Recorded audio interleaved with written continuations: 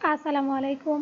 ফারজানাস রেসিপির নতুন আরও একটি এপিসোডে আপনাদের সবাইকে আমন্ত্রণ। আমি আজকে আপনাদের করে দেখাবো খুব সহজেই ঝামেলা ছাড়া অতিথি আপ্যায়নের জন্য মাত্র 3টি ডিম দিয়ে 12টা কাপ পুডিং। আর এই পুডিংগুলো কিন্তু মাত্র 15 মিনিটেই চুলায় আপনাদের করে দেখাবো। তো বন্ধুরা, আমার রেসিপিগুলো যদি আপনাদের ভালো লেগে থাকে তাহলে আমার চ্যানেলটাকে সাবস্ক্রাইব করতে ভুলবেন না। তো চলুন গিয়ে দেখে নিই পারফেক্ট কাপ পুডিং তৈরি করার সম্পূর্ণ প্রস্তুত প্রণালী। এখন প্রথমেই আমি ক্যারামেলের প্রিপারেশনটা করে নেব। এর জন্য চুলার লো মিডিয়াম হিটে একটা প্যান আমি বসিয়ে দিয়েছি। এখন এই প্যানের মধ্যে আমি দিয়ে দেব চিনি 6 টেবিল চামচ পরিমাণ, সেই সাথে অ্যাড করে দেব 2 টেবিল চামচ পরিমাণ পানি। এরপর কয়েক সেকেন্ড অপেক্ষা করব যতক্ষণ না পর্যন্ত চিনির দানাটা পুরোপুরিভাবে গলে যাচ্ছে। কিছুটা সময় জাল করে নেওয়ার পর যখন দেখবেন চিনির দানাটা গলে গেছে এবং কালারটাও পরিবর্তন হতে শুরু করেছে, তখন একটা চামচ দিয়ে অনবরত নেড়ে চেড়ে গোল্ডেন কালারের ক্যারামেল তৈরি করে নেব। দেখুন, ক্যারামেলের কালারটা ঠিক যখন এই পর্যায়ে চলে আসবে তখনই কিন্তু আমরা চুলাটা বন্ধ করে দেব এবং গরম থাকা অবস্থায় যে পাত্রে আমরা পুডিংটা সেট করব সেই পাত্রে ক্যারামেলটা ঢেলে নেব। এখন আমরা যেহেতু আজকে কাপ পুডিং তৈরি করব, তাই এখানে আমি মিনি সাইজের 12টা কাপ নিয়ে নিয়েছি। তবে আপনাদের কাছে যদি এরকম প্লাস্টিকের কাপ না থাকে কোনো সমস্যা নেই, আপনারা চাইলে চায়ের কাপও সেমভাবে এই পুডিংটা তৈরি করতে পারেন। এখন 1 চামচ করে ক্যারামেল প্রতিটা কাপের মধ্যেই আমি দিয়ে দেব। এরপর কাপগুলোকে জাস্ট হালকা হাতে ঘুরিয়ে নিলেই দেখবেন কাপের নিচের সাইডে ক্যারামেলটা খুব ভালোভাবে সেট হয়ে যাবে। এখন সেমভাবে আমি সবগুলো কাপের মধ্যেই ক্যারামেলটা সেট করে নেব। দেখুন, সবগুলো কাপের মধ্যেই কিন্তু ক্যারামেলটা সেট করা হয়ে গেছে। এখন এই কাপগুলো আমি একটা সাইডে সরিয়ে রাখবো, সেই সাথে পুডিংয়ের মিক্সচারটা তৈরি করে নেব। এর জন্য আবারও একটা মিক্সিং বোলের মধ্যে আমি দিয়ে দেব বড় সাইজের নর্মাল রুম টেম্পারেচারের 3টে ডিম, সেই সাথে অ্যাড করে দেব হাফ কাপ পরিমাণ চিনি, আর দিয়ে দেব 1 চিমটি লবণ স্বাদের ব্যালেন্সের জন্য। এখন একটা হুইপ চামচ দিয়ে ডিমের সাথে চিনিটা আমি খুব ভালোভাবে ফেটিয়ে নেব, যেন চিনির দানাটা গলে গিয়ে ডিমের সাথে খুব ভালোভাবে মিশে যায়। যখন দেখবেন চিনির দানাটা গলে গেছে এবং ডিমটাও ঠিক এরকম একটু ফ্লাফি হয়ে গেছে, তখন এর মধ্যে আমি অ্যাড করে দেব আগে থেকে জাল করে ঠান্ডা করে নেওয়া মেজারমেন্ট কাপের 2 কাপ আরও হাফ কাপ মানে 2.5 কাপ পরিমাণ ঘন লিকুইড গরুর দুধ।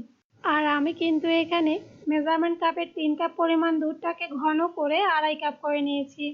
এরপর পুডিংয়ের এই মিক্সচারের মধ্যে আমি অ্যাড করে দেব হাফ চা চামচ ভ্যানিলা এসেন্স। আর এই এসেন্সটার কারণেই কিন্তু পুডিং থেকে কোনো রকম ডিমের স্মেল বেরিয়ে আসবে না।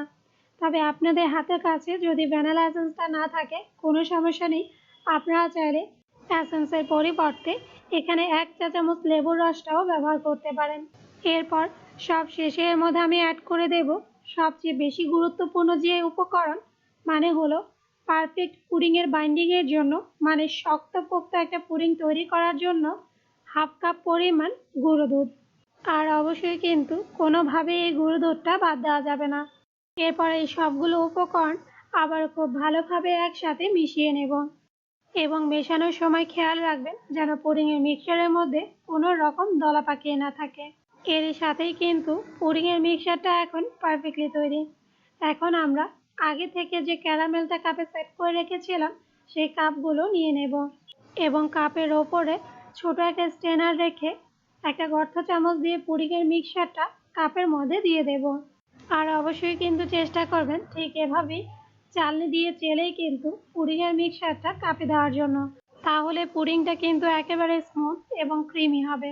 আর আমি এখানে কাপে করে পুডিংগুলো বসালেও আপনারা চাইলে কিন্তু সম্পূর্ণ পুডিংয়ের মিক্সচারটা একটা বাটিতে ঢেলে বড় সাইজের একটা পুডিংও তৈরি করে নিতে পারেন।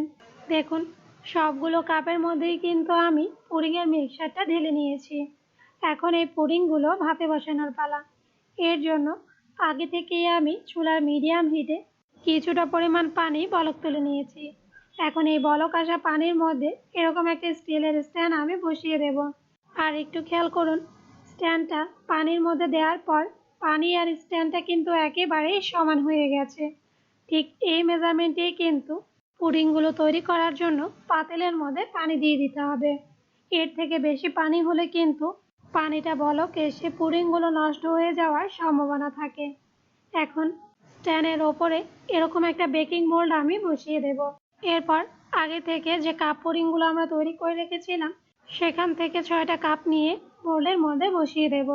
এরপর পুডিংগুলো যেন ভালোভাবে সেদ্ধ হয় সেই সাথে ঢাকনা দেওয়ার পর ঢাকনার পানিটা যেন ঘামিয়ে পুডিংয়ের ওপর না পড়ে, তাই এরকম একটা পাতলা প্লেট আমি কাপগুলোর ওপর বসিয়ে দেব।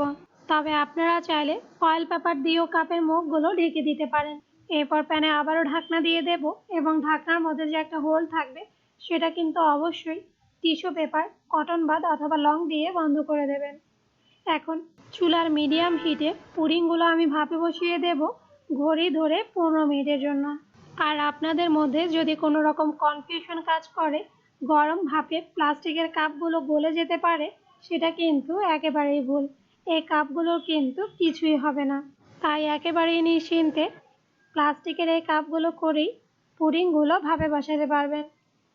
দেখুন 15 মিনিট পর পুডিংটা কিন্তু জমে গেছে। এখন এই পুডিংগুলো যেন খুব ভালোভাবে সেট হয়ে যায়, তাই আবারও সবগুলো পুডিং আমি নর্মাল ফ্রিজে রেখে দেব 1 ঘন্টার জন্য। আর এর মধ্যেই কিন্তু পুডিংটা খুব ভালোভাবে সেট হয়ে যাবে। দেখুন 1 ঘন্টা পর পুডিংগুলো কিন্তু খুব ভালোভাবে সেট হয়ে গেছে। আর অবশ্যই একটা কথা মনে রাখবেন, কখনোই কিন্তু গরম অবস্থায় যে কোনো ধরনের পুডিংই মোল্ড থেকে বের করতে যাবেন না, তাহলে কিন্তু পুডিংটা ভেঙে যাওয়ার একটা চান্স থেকে যাবে। তাই পুডিং তৈরি করে নর্মাল ফ্রিজে রেখে পুরোপুরিভাবে ঠান্ডা করার পরেই কিন্তু পুডিংটা মোল্ড থেকে ট্রান্সফার করে নেবেন। এখন এই কাপ পুডিংগুলো আমি আপনাদের প্লেটের মধ্যে ট্রান্সফার করে দেখাচ্ছি। এর জন্য প্রথমে একটা ধারালো নাইফ দিয়ে পুডিংয়ের 4 ধার কাপ থেকে আলাদা করে নেব।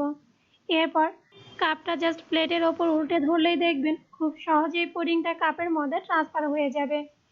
এখন সেমভাবে আরও একটা পুডিং আমি আপনাদের প্লেটের মধ্যে নিয়ে দেখাচ্ছি।